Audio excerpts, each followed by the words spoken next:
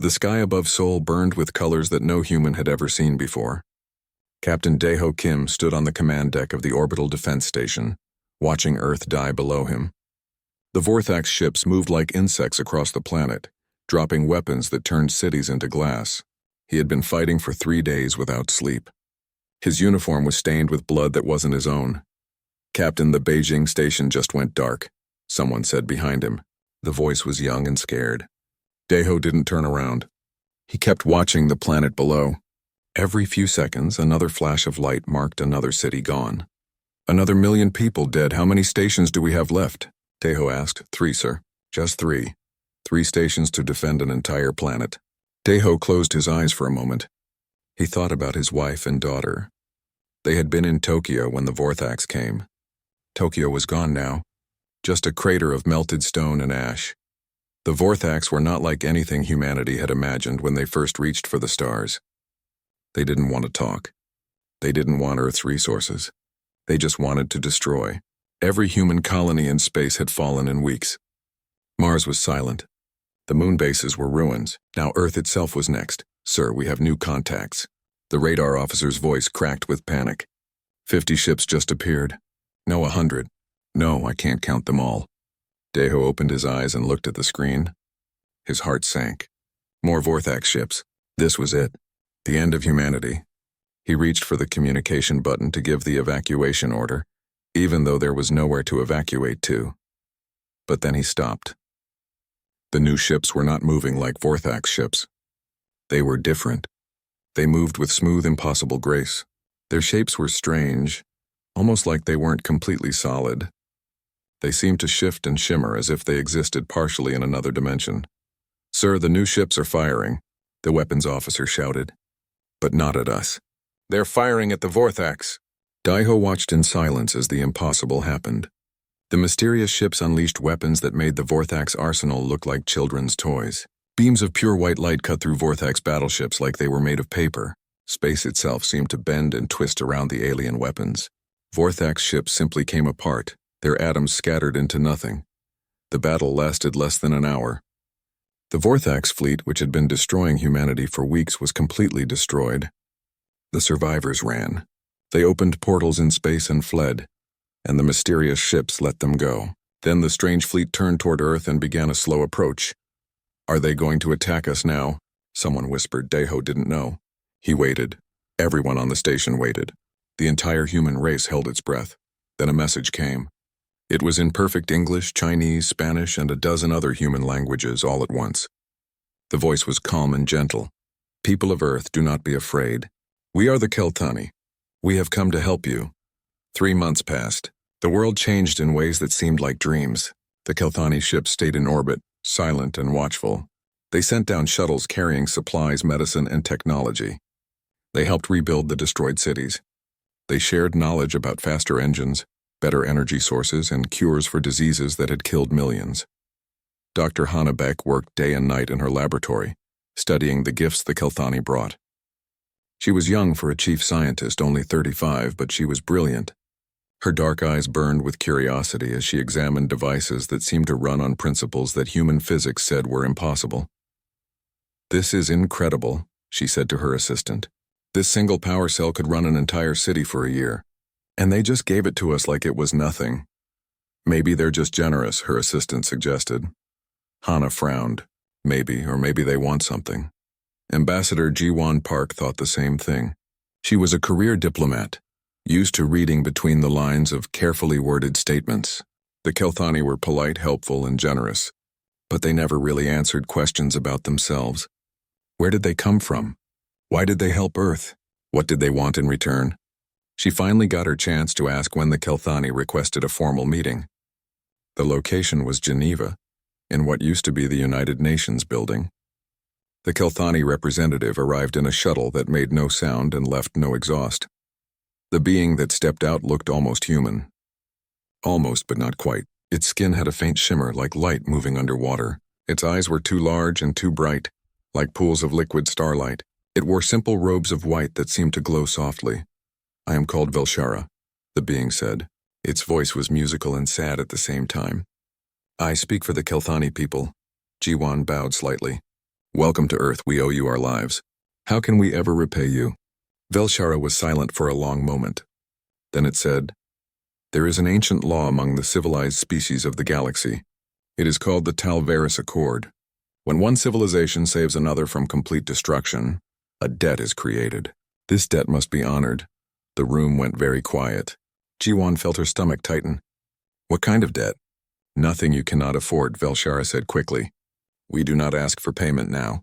First you must recover. Rebuild your world. Grow strong again. We will help you with this. We will share our knowledge and protect you from other threats. When you are ready, when you are strong, then we will call upon you to honor the debt." "And what will you ask for?" Jiwan pressed. Velshara's strange eyes reflected the lights of the room. "Service. When we call, you will send your warriors to fight beside us. One generation of your soldiers, to help us defend the galaxy against threats like the Vorthax. This is the price of salvation. This is the law." Captain Daeho Kim, now promoted to commander, stood at the back of the room. He had been invited as a military advisor. He listened to Velshara's words and felt uneasy. Something was wrong. He couldn't explain it, but his instincts, trained through years of combat, were screaming warnings. After the meeting, he found Jiwan in her office. "We should refuse," he said bluntly. Jiwan looked at him with tired eyes. "Refuse, Daeho? They saved us. 3 billion people died, but 5 billion survived because of them. How can we refuse?" "I don't trust them," Daeho said. "They're too perfect. Too helpful. Nobody does this much for nothing. They told us the price," Jiwan said. "1 generation of soldiers. That's not unreasonable." "1 generation of soldiers to fight in a war we know nothing about," Daeho replied. "Against an enemy they won't name. For a cause they won't explain." Jiwan was quiet for a moment. Then she said, "What choice do we have? If we refuse, they could leave. The Vorthax might come back, or something worse. We need their protection." Daeho had no answer to that. He left her office feeling helpless and angry. Years passed. True to their word, the Kelthani helped humanity rebuild. They established an embassy in orbit around Earth. They taught human scientists about advanced technology. They warned Earth when dangerous asteroids approached. They even helped negotiate peace between human nations that had been enemies. Dr. Hannah Beck led teams that learned to copy some of the simpler Kelthani devices. Not perfectly, but enough to make life better for everyone. Energy became cheap and clean. Food grew in massive orbital farms. Diseases that had killed millions were cured. Earth entered a golden age, but Daeho never forgot the debt. He trained soldiers harder. He pushed for more military research. He insisted that Earth build its own defenses, not rely entirely on the Kelthani. Some people called him paranoid. Others said he was preparing for the wrong war. Then, 7 years after the Kelthani first arrived, Velshara requested another meeting with Ambassador Jiwan Park. Jiwan knew what was coming before Velshara spoke. The Kelthani's luminous eyes looked sad but determined. "The time has come," Velshara said softly. "The debt must be honored. We need humanity's warriors." Jiwan's hands trembled slightly, but she kept her voice steady. "How many do you need?" 10 million soldiers. They will serve for 10 years in our forces, fighting against the enemies of civilized life. When their service ends, they will return home as heroes, and your debt will be paid in full. You will be welcomed as full members of the Kelthani Commonwealth. 10 million people. 10 years. Jiwan thought about what that meant. An entire generation sent to fight in a war light years from home. "And if we refuse?" she asked, though she already knew the answer. Velshara's expression didn't change, but somehow the room felt colder. "Then you break the Talvaris Accord. You become outcasts. No civilized species will trade with you, help you, or defend you. You will be alone in a galaxy full of threats." Jiwan closed her eyes. When she opened them again, she had made her decision. "I will present this to the United Earth Council," she said. "But I already know what they will decide. We will honor the debt." Velshara bowed its head. "You have made the wise choice. Your people will be trained well and equipped with the finest weapons. Many will return as heroes." Many, thought Jiwan, not all. She wondered how many would die in this mysterious war. She wondered if they would ever really know what they were fighting for. Outside the meeting room, Commander Daeho Kim listened to the conversation through the open door. His worst fears had come true. Earth was going to send its children to fight for the Kelthani. He didn't know what the future would bring, but he knew one thing for certain. This was not going to end well. Lieutenant Minho Choi was 24 years old when he decided to volunteer. He stood in line outside the recruitment center in New Seoul, surrounded by thousands of other young people. Some looked nervous. Others looked excited. Minho felt proud. He had grown up hearing stories about the HFY War. His parents told him about the dark days when the sky burned and cities fell. They told him about the Kelthani ships that appeared like angels and saved humanity. To Minho, the Kelthani were heroes, and now he had a chance to fight beside them. "Are you sure about this?" the woman behind him asked. She was older, maybe in her late 30s, with scars on her arms that looked military. "Of course," Minho said. "The Kelthani saved us. This is our chance to prove we're worthy of their help." The woman smiled, but it was a sad smile. "I'm Yuna Han. I fought in the HFY War. I've seen what war really looks like." "Then why are you volunteering?" Minho asked. Yuna looked away. "Because kids like you are going to go whether I come or not. Someone needs to keep you alive." The recruitment process took weeks. Millions of people volunteered from all over Earth. They came from every country, every culture, every background. Some were career soldiers like Yuna. Others were farmers, teachers, students. All of them wanted to serve. Dr. Taeyang Song was not a soldier. He was a medic and a scientist, only 29 years old. He had studied under Dr. Hana Baek and learned about Kelthani biology and medicine. When he heard about the volunteer army, he knew he had to go. "You're too valuable to risk in combat," Dr. Baek told him. "We need you here." "The soldiers will need doctors," Taeyang replied. "And I need to see what's really out there. The Kelthani only show us what they want us to see. I want to know the truth."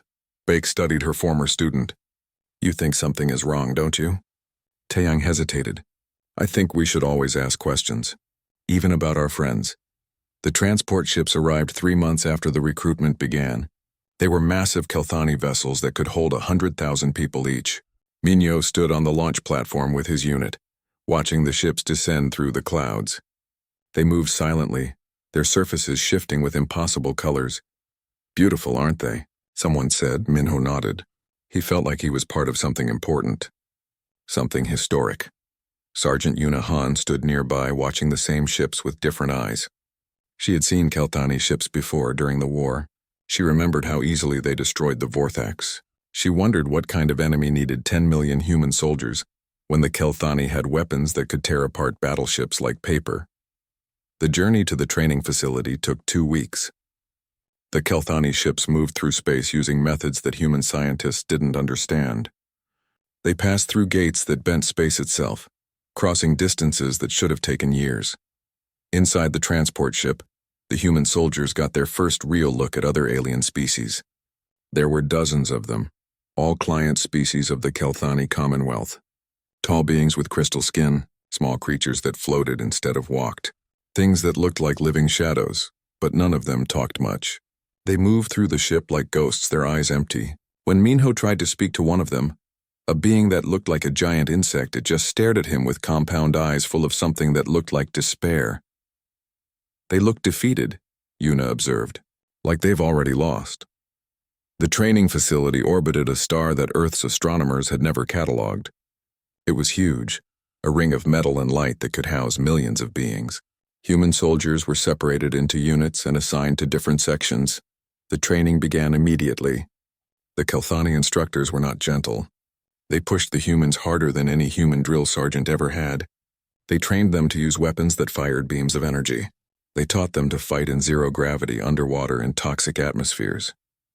They injected them with genetic modifications that made them faster, stronger, able to heal from wounds that would have killed normal humans. Minho loved it. He was good at everything. His reflexes were naturally fast, and the genetic modifications made him even better. Within weeks, he was at the top of his class. Within months, he was being trained for special operations. Yuna was different. She was older, and her body didn't adapt to the modifications as easily. But she had something the younger soldiers didn't have: experience. She knew how to lead. She knew how to keep people alive. Soon she was put in charge of a platoon of 40 soldiers. Dr. Taeyang Song worked in the medical section. He treated injuries from the brutal training and studied the genetic modifications the Kelthani used. He also did something else. He set up a secret communication system using codes that Dr. Baek had taught him. Every few days he sent encrypted reports back to Earth, telling her everything he saw. One night, Yuna found a quiet spot in the station, away from the other soldiers. She was eating her meal alone when someone approached. It was one of the alien soldiers the insect-like being Minho had tried to talk to. "You are human," the being said in broken English. "You are new to the Commonwealth." "Yes," Yuna said carefully. "My name is Yuna Han. I am Krell, I am Travix. My people have served the Kelthani for 60 years. 60 years. Yuna felt a chill. But the debt is only for one generation. 10 years of service. Krell made a sound that might have been laughter or crying. That is what they tell everyone. But the debt is never paid. There is always another war, always another emergency. My grandparents came to serve. My parents were born in service. I was born in service. We will die in service. That's not possible, Yuna said, but her voice was weak. They promised. They always promise, Krell said. Listen to me, human. Leave while you can. Run, hide. The war you are going to fight is not what they say it is. The enemy is not what they claim. But you will learn the truth too late, just like all of us did. Before Yuna could ask more questions, Krell hurried away, looking terrified. Yuna sat alone, her meal forgotten, thinking about what she had just heard. She told Minho about the conversation the next day. He didn't believe it. That alien is probably crazy, he said. Or maybe his people broke their agreement. We're not going to do that. We'll serve our 10 years with honor and go home as heroes. Yuna wanted to believe him, but she couldn't shake the memory of Krell's desperate eyes. 6 months passed. The training grew more intense. The human soldiers became weapons, honed to perfection by Kelthani methods. They learned to fight as units, to trust each other, to follow orders without question. Then the orders came. The 10 million human soldiers were being deployed to the front lines. They were going to fight the Nekresh, a species that the Kelthani described as a plague, a hive mind that consumed entire worlds and turned every living thing into more Nekresh. This is it, Minho said to his unit as they boarded the transport ships. This is what we trained for. We're going to make Earth proud. His soldiers cheered. They were ready. They were excited. This was their chance to prove themselves. Yuna didn't cheer. She checked her weapons one more time and made sure her platoon was ready. She thought about Krell's warning. She thought about the broken look in all the alien soldiers' eyes. Dr. Taeyang Song boarded a medical frigate. He carried his standard equipment, but he also carried something hidden, a data drive with all the communications codes Dr. Baek had given him. Just in case. The fleet departed from the training station in perfect formation. Hundreds of ships carrying millions of soldiers from dozens of species. The human soldiers were bright-eyed and eager, ready to fight for the Kelthani Commonwealth. They had no idea what was waiting for them. The journey through space took 3 days. The ships moved through wormhole gates, traveling distances that human minds could barely understand. Minho spent the time reviewing tactics with his unit. Yuna spent it making sure her soldiers were really ready, not just physically but mentally. Taeyang spent it preparing medical supplies and worrying. On the 3rd day, the fleet arrived at the war zone. The ships dropped out of their faster-than-light travel and entered normal space near a planet that glowed with beautiful blue and green colors. It looked peaceful. It looked like Earth. That's a Nekresh world, the briefing officer announced. Your mission is to support Kelthani forces in ground operations. The enemy is well dug in. Expect heavy resistance. Minho felt his heart race with excitement. This was it, his first real battle. But as the transport ships descended toward the planet, Yuna noticed something strange. There were no defensive weapons firing at them.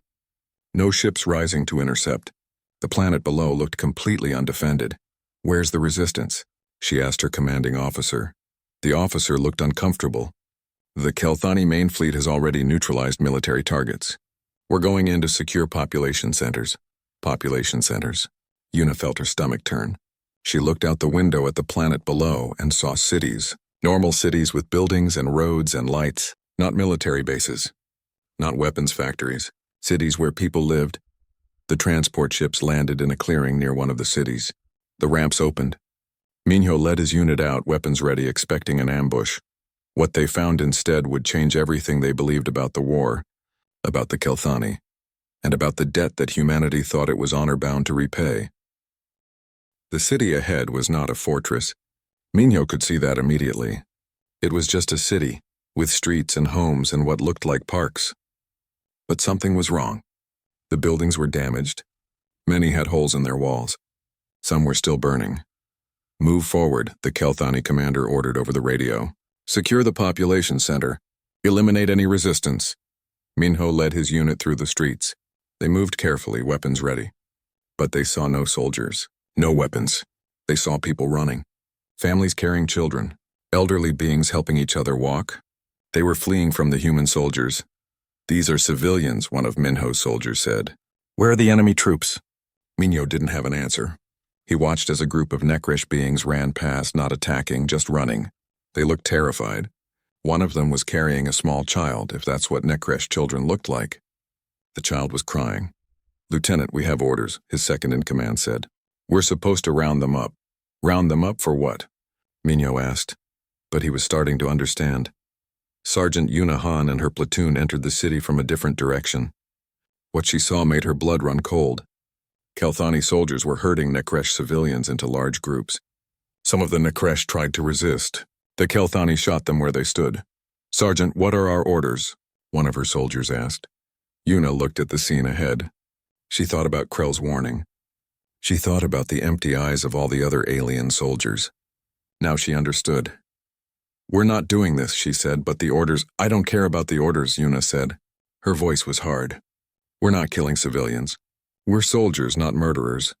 Her platoon looked at each other. Then, one by one, they lowered their weapons. The Kelthani noticed immediately. Within minutes, Kelthani enforcers surrounded Yuna's platoon. They were arrested and taken to a holding area. Yuna didn't resist. She knew this was coming. Minho heard about Yuna's arrest over the radio. He also heard the new orders. Human units were to advance into the city and help with population control. The Nekresh were to be gathered and transported off-world for processing. The word made Minho feel sick. He looked at his unit. They were all young, all eager to prove themselves. They trusted him. "Sir?" his second-in-command asked. "What do we do?" Minho made his decision. "We hold position. We don't move forward." "But the orders—" "I heard the orders," Minho said. "But I also have eyes. Those aren't enemy soldiers. Those are families. We're not touching them." His unit didn't argue. They stayed where they were. Within an hour, they too were arrested. Dr. Taeyang Song watched everything from the medical frigate orbiting the planet. He had access to communication channels and could see reports from all the units on the ground. What he read horrified him. This wasn't a war. It was an extermination. The Nekresh weren't attacking anyone. They were defending their homes. And they were losing badly because the Kelthani had weapons that could destroy entire cities from orbit. Taeyang made a decision. He went to his quarters and pulled out the hidden data drive. His hands shook as he connected it to the ship's communication system. He knew what would happen if he was caught. But he also knew he had to try.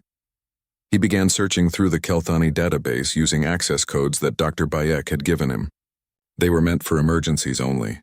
This, he decided, was definitely an emergency. What he found in the files made everything clear. The Talvarus Accord was not an ancient law. It was a tool. A way for the Kelthani to create armies of slaves without calling them slaves. The files showed a pattern that went back hundreds of years. The Kelthani would watch civilizations that were close to extinction. They would wait until the last possible moment, then arrive and save the day. The saved species would be so grateful they would agree to anything. And what the Kelthani asked for was always the same: soldiers, but the debt was never really paid. There was always another war. Another threat, another reason why the client species needed to keep fighting. The Traviks had been serving for 60 years, the Delani for 90, the Rishek for over a century, all of them trapped by debts that never ended, and the wars themselves. Taeyang found the truth about those too. The Nekresh were not a plague. They were a peaceful species that had refused to join the Kelthani Commonwealth. They had politely said no to the invitation. So the Kelthani had declared them a threat and sent armies to destroy them. It had happened before, again and again. Any species that refused to join the Commonwealth was labeled as dangerous. Then the client armies would be sent to eliminate them. It was conquest disguised as defense. Taeyang worked quickly. He copied all the files he could find. Then he prepared a transmission burst. It would send everything back to Earth to Dr. Beck in one quick signal. The Kelthani would detect it immediately, but by then it would be too late. He pressed the button. The data flew through space, encoded and compressed, racing toward Earth through the communication network. Taiyang watched the progress bar climb. 50%, 75%, 90% complete. Alarms blared throughout the ship. The door to his quarters exploded inward. Kelthani security forces rushed in, their weapons pointed at him. "It's done," Taiyang said, raising his hands. "Everyone will know the truth now."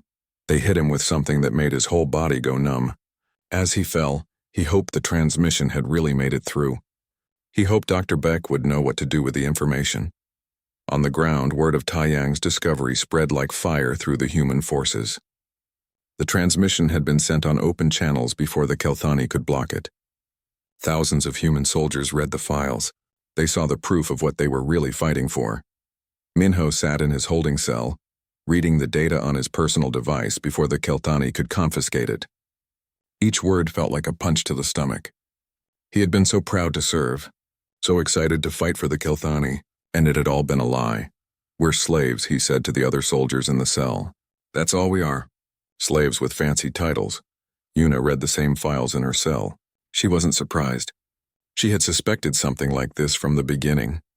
But seeing the proof was different. Seeing it laid out in cold data, seeing the names of species that had served for generations and never been freed, that made her angry. She looked at her fellow prisoners, 40 soldiers who had followed her when she refused to fire on civilians. "We need to get out of here," she said. "How?" someone asked.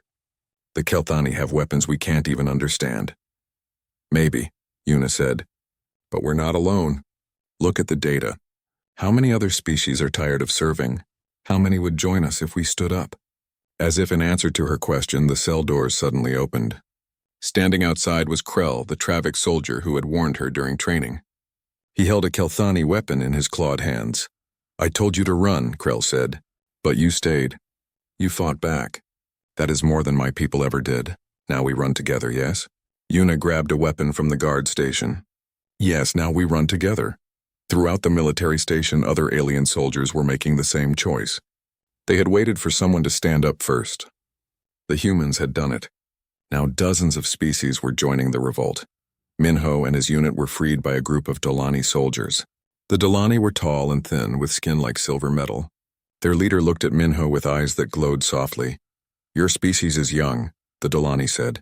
"You do not know how rare it is for anyone to say no to the Kelthani. My people served for 90 years before we stopped hoping for freedom. You said no on your first day.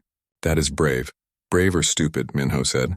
"We're trapped in the middle of their territory with no way home." "Perhaps not," the Dolani said. "Your scientist's message reached your homeworld. If your leaders are wise, they will come for you." Minho thought about that. Would Earth risk war with the Kelthani to save them? He hoped so. But even if they didn't, he knew one thing for certain. He would never fight for the Kelthani again. He would rather die. The revolt spread through the military complex. Human soldiers, Travics warriors, Dolani fighters, and members of a dozen other species worked together to seize control of sections of the station. They were outnumbered and outgunned, but they had something the Kelthani didn't expect: desperation and determination. Velshara watched the chaos from a command ship in orbit. The Kelthani emissary felt something unfamiliar: concern. This had never happened before. Client species sometimes complained, sometimes dragged their feet, but they never openly revolted. "Send in the enforcers," Velshara ordered. "Crush this rebellion. Make an example of the humans." But before the enforcers could deploy, something happened that changed everything. Long-range sensors detected new ships entering the system. Ships with human designs. Ships from Earth. Admiral Daeho Kim had come to get his people back. The message arrived at Earth 7 hours after Dr. Taeyang Song sent it. Dr. Hana Bayek was working late in her laboratory when her computer started beeping urgently. She recognized Taeyang's encryption signature immediately.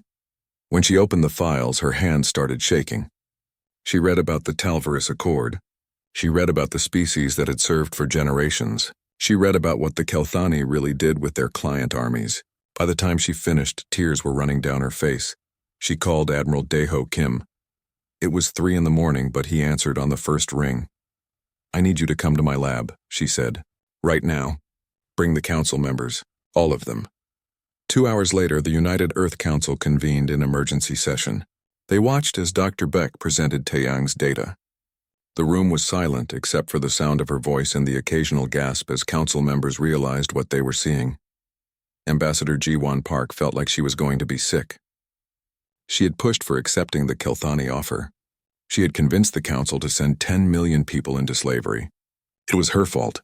We have to bring them home, she said when Dr. Bayek finished. Her voice was barely above a whisper. Whatever it takes. We bring them home. That means war with the Kelthani, someone said. They saved us. They're the most powerful force in the galaxy. We can't win. Admiral Daeho stood up. He had been quiet until now, but everyone turned to listen. Maybe we can't win, he said. But we can fight. And we will fight. Because the alternative is letting our children be slaves. I would rather see Earth burn than accept that. The vote was close. Some council members argued that Earth was not strong enough to challenge the Kelthani. Others said they should try negotiation first. But in the end, the decision was made. Earth would send a fleet to rescue its soldiers. It's a suicide mission, one of the military advisors said after the vote. We have 50 ships. The Kelthani have thousands. Then we'll make those 50 ships count, Daeho replied. Dr. Bayek worked with her team around the clock for the next 72 hours. They pulled apart every piece of Kelthani technology they had studied over the years. They looked for weaknesses, for patterns, for anything that could give Earth's fleet an advantage. Their shields regenerate incredibly fast, one of her assistants said. But there's a delay. 0.3 seconds when the shield drops to let weapons fire out. If we could time our shots perfectly. We can't, another scientist interrupted. Human reflexes aren't fast enough. Computers are, Dr. Bike said. She was exhausted, running on coffee and determination. We build automated targeting systems. They don't need to be perfect. They just need to buy us time. The fleet was assembled in record time. 50 ships. A mix of military vessels and converted civilian craft. They were equipped with the best weapons Earth could build, enhanced with modified Kelthani technology. It wasn't much, but it was everything humanity had. Admiral Daeho stood on the bridge of his flagship, the Seoul. He was 63 years old now. Too old to be leading a fleet into combat, some said. But nobody else had his experience. Nobody else had fought against impossible odds and survived. All ships report ready, sir, his communications officer said. Daeho looked at the crew around him, young faces scared but determined. He thought about the 10 million soldiers waiting for rescue. He thought about his wife and daughter dead these 7 years. He thought about what humanity had become under Kelthani guidance, and what it could be if it was truly free. Take us through the wormhole, he ordered. Let's go get our people. The journey through the wormhole was rough. The gates weren't designed for human ships and the passage was violent. But they made it through. When they emerged near the Nekresh system, they found chaos. The military station was in the middle of a revolt. Human and alien soldiers had seized parts of the facility. Kelthani enforcers were trying to crush the rebellion, and scattered throughout the system were hundreds of Kelthani warships. Sir, they've detected us, the sensor officer reported. Kelthani fleet is moving to intercept. Good, Daeho said. That means they're not focused on the station. All ships attack pattern Delta. Hit them fast and hard. Make them think we're more dangerous than we are. The Earth fleet charged forward. 50 ships against hundreds. It should have been a massacre. But the humans had spent 7 years studying Kelthani tactics. They knew how the enemy ships moved, how they fought, and they had nothing to lose. The first engagement was brutal. Earth ships were destroyed within minutes, but those ships took Kelthani vessels with them. The automated targeting systems Dr. Bayek designed worked perfectly, finding the brief moments when Kelthani shields dropped and hammering them with fire. On the military station, Lieutenant Minho heard the announcement that Earth's fleet had arrived. He felt something break inside him, something that had been holding him back. They came. Earth actually came for them. We need to help them, he said to the mixed group of human and alien soldiers around him. They're dying out there to buy us time. We need to take this station. The command center is heavily defended, Krell said. The Travik soldier looked at Minho with his compound eyes. Many will die trying to take it. Then many will die, Minho said. But we'll die fighting for our freedom, not as slaves. Sergeant Yuna organized the assault. She had experience with urban combat, and a space station wasn't that different from a city. They moved through corridors in small teams using captured Kelthani weapons. They fought past automated defenses and Kelthani guards. The casualties were heavy. For every corridor they took, they lost soldiers, but they kept pushing forward. Behind them, freed prisoners joined the fight. The revolt was turning into a full-scale uprising. Dr. Taeyang Song woke up in a Kelthani prison cell. His whole body hurt from whatever they had hit him with, but he was alive. He could hear fighting in the distance. He smiled. The revolution had started. The cell door exploded. Sergeant Yuna stood there with a rescue team. "Doctor," she said, "good to see you're still breathing." "The transmission made it through?" Taeyang asked as they helped him stand. "It made it through. Earth sent a fleet. They're out there right now fighting to buy us time to evacuate." Taeyang felt tears on his face. "How many ships did they send?" 50, Yuna said. "It's not enough." But they came anyway.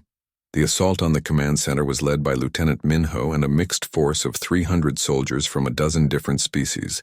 The Kelthani defenders were well-armed and determined. The fighting was close and vicious. Minho took a blast to the shoulder that burned through his armor.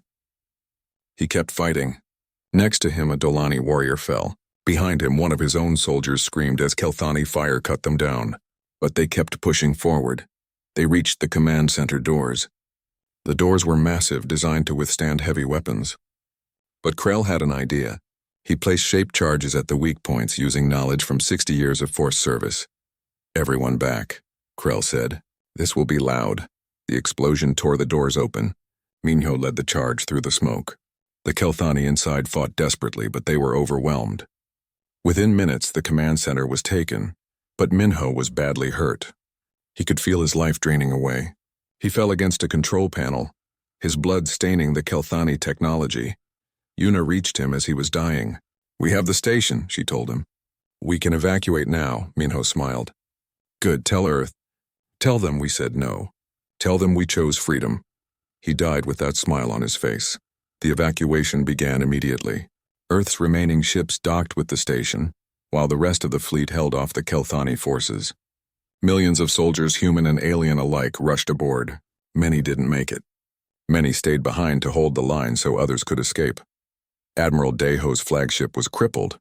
Half his crew was dead. His ship was on fire, but he kept fighting, kept buying time. When the evacuation was complete, he gave the order to retreat. "All ships fall back to the wormhole. Get our people home." The remains of Earth's fleet limped back through space. Behind them, the Kelthani fleet pursued. But they had what they came for. 4 million human soldiers had been rescued. 6 million were lost, either dead or left behind. It was a terrible price, but they were free. As the fleet passed through the wormhole back to Earth, Sergeant Yuna stood in the medical bay with Dr. Taeyang. They had survived. So many others hadn't. "What happens now?" Taeyang asked. Yuna looked at the stars through the viewport.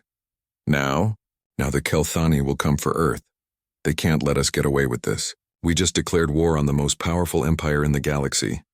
"Then we'll fight them," Taeyang said. "Yes," Yuna agreed. "We'll fight them. And maybe we'll lose. But we'll lose as free people, not as slaves." 3 months later, the Kelthani armada arrived at Earth. The Kelthani fleet filled Earth's sky like a swarm of metal stars. There were thousands of ships, each one powerful enough to destroy a city. Velshara commanded the fleet personally. This time there would be no mercy. Humanity would learn what happened to species that broke the Talveris Accord. But Earth was not the same planet the Kelthani had saved 7 years ago. The people had changed. They had learned what freedom meant and what it cost. Now they were ready to pay that cost. Admiral Daeho stood in the command center deep beneath the Himalayas. His body was scarred from the rescue mission, but his mind was sharp. Around him, displays showed the Kelthani fleet positions.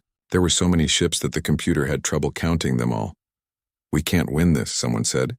"We don't have to win," Daeho replied. "We just have to make them bleed. We have to show the galaxy that the Kelthani can be hurt." Earth's defenses had been built in secret over the past 3 months. Orbital platforms ringed the planet. The moon had been turned into a fortress. Mars held refugee camps and backup shipyards. And hidden throughout the system were weapons based on stolen Kelthani technology, modified by Dr. Bayek's team to be used against their creators. The Kelthani attacked at dawn. Their ships moved in perfect formation, shields shimmering. They expected Earth's defenses to crumble quickly. They were wrong. The orbital platforms opened fire with everything they had. Earth ships, fewer in number but fighting for their home, threw themselves at the Kelthani fleet with reckless courage. They used tactics the Kelthani had never seen before, because humans fought differently when they had nothing left to lose. General Yuna Han led ground forces from a command post in what used to be Tibet. She had been promoted after the rescue mission. Now she commanded millions of soldiers, including many of the aliens who had escaped with the humans. They were ready to fight to the last person if necessary. "They're landing troops in North America," one of her officers reported, "and Asia and Europe. They're hitting every continent at once. Then we fight them everywhere," Yuna said. "Show them that every meter of Earth costs blood." Dr. Beck worked in her laboratory, which had been moved to a secure bunker. She was coordinating research teams across the planet. They were working on new weapons, new defenses, anything that might help. She hadn't slept in 2 days. Dr. Beck were detecting something, one of her assistants said. Ships entering the system. But not Kelthani ships. Beck looked at the sensor data. Her heart began to race. "Get me Admiral Deho now." The new ships were Nekresh. Hundreds of them. The species that the Kelthani had tried to exterminate had survived. They had been hiding, rebuilding, waiting for the right moment. And they had chosen this moment to strike back. The Nekresh fleet hit the Kelthani forces from behind. Their ships moved in perfect coordination, each one linked to the others through their collective consciousness. They attacked with precision and fury, targeting Kelthani command ships and supply vessels. The battle for Earth had turned into chaos. The Kelthani fleet, caught between Earth's defenses and the Nekresh assault, began to fragment. Ships broke formation. Some tried to retreat. Others pushed forward desperately. But that wasn't all. Throughout the galaxy, other species were watching the battle. Dr. Taeyang Song's transmission had reached farther than anyone knew. It had been copied, shared, translated into hundreds of languages. Every client species of the Kelthani Commonwealth now knew the truth, and they were rising up. On dozens of worlds, species that had served the Kelthani for generations suddenly refused to fight. Some actively rebelled, others simply stopped following orders. The Commonwealth, which had stood for centuries, began to collapse from within. Velshara watched the disaster unfold from the command ship. The emissary's luminous eyes were wide with something that might have been fear. This was impossible. The client species never resisted. The system had worked for so long. "Pull back," Velshara ordered. "Retreat to defensive positions." But the Kelthani fleet was cut off. The Nekresh had destroyed the wormhole gates. There was no quick escape. The Kelthani would have to fight their way out. And they were losing. After 2 weeks of constant battle, Velshara sent a message to Earth. The Kelthani wanted to negotiate. The meeting took place on a Nekresh ship, neutral ground. Admiral Deho came, though he was barely recovered from his injuries. Ambassador Jiwon Park came, looking older than her years. General Yuna Han came, still wearing her combat armor. And Dr. Taeyang Song came, representing all those who had uncovered the truth. Velshara stood alone on the Kelthani side. The emissary looked diminished somehow, less bright, less confident.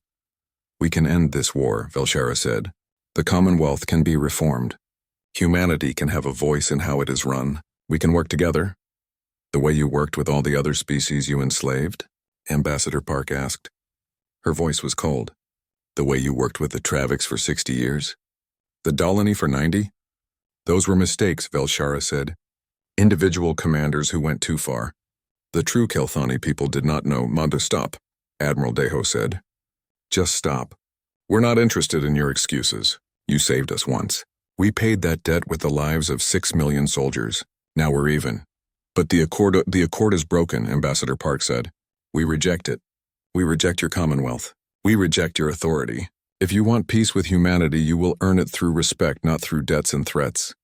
Velshara was silent for a long moment. The emissary's eyes, once so bright and confident, looked tired. "And if we refuse?" "Then we keep fighting," General Yuna said. "And we won't fight alone. The Nekresh stand with us. The Traviks stand with us. The Dolani, the Reshik, all the species you used and lied to. They're all done serving you." Dr. Taeyang spoke for the first time. "You can't put the truth back in the box, Velshara. Everyone knows what you are now. The age of the Kelthani Commonwealth is over. Velshara looked at each of them in turn. Then slowly the emissary bowed its head.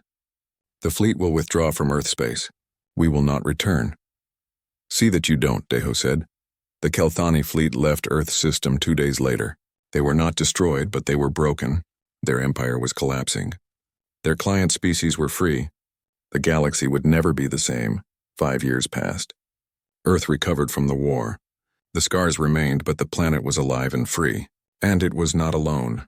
A new alliance had formed, built on the ashes of the Kelthani Commonwealth. It was called the Free Systems Coalition. Humanity, the Nekresh, the Travix, the Delani, and dozens of other species worked together as equals. There were no debts, no forced service, just cooperation and mutual respect. Dr. Hannah Bayek served as Earth's chief representative to the coalition. She worked with scientists from other species, sharing knowledge freely. Technology advanced faster than ever before when people worked together instead of being forced to serve. General Yuna Han trained the coalition's defense forces. She made sure that no species would ever again be caught unprepared by a threat like the Vorthax, or like the Kelthani. Dr. Taeyang Song wrote a book about the uprising. It was translated into every language in the coalition and many beyond. Young people across the galaxy read about how humanity had said no to the most powerful empire in the known universe, and how that single act of defiance had freed everyone. Admiral Daeho Kim retired to a small house overlooking the ocean. He was old now, his body worn from decades of war, but he lived to see Earth truly free. He lived to see humanity take its place among the stars not as subjects but as equals. On the anniversary of the battle for Earth, he visited a memorial built in orbit. It was a station constructed from pieces of the ships that had been destroyed during the rescue mission and the final battle. The names of every human and alien who had died for freedom were carved into its walls. Daeho stood before the wall that held Lieutenant Minho Choi's name. He touched it gently. "You were right to volunteer," he said quietly. "You wanted to prove humanity was worthy, and you did. Just not in the way you expected." Ambassador Jiwan Park joined him at the memorial. She too had retired, but she came every year. "Do you think they'll come back?" she asked. "The Kelthani?" Daeho shook his head. "Maybe someday, but not as conquerors. They learned what we learned. That freedom is worth any price. The people who are forced to serve will eventually refuse. And that humanity," he smiled, "humanity doesn't kneel.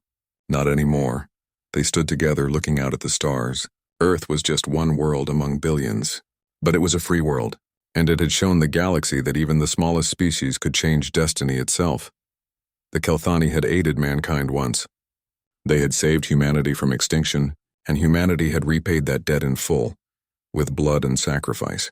But in paying that debt, they had discovered something more valuable than any technology or protection the Kelthani could offer. They had discovered their own strength, their own worth, their own destiny. And that destiny was not to be servants or clients or subjects.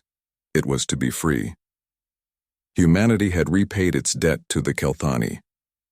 But in doing so, it had rewritten destiny itself. Not just for Earth, but for every species that had ever been trapped by false promises and manufactured gratitude. The age of empires built on debt was over. A new age had begun. An age of cooperation, of mutual respect, of freedom.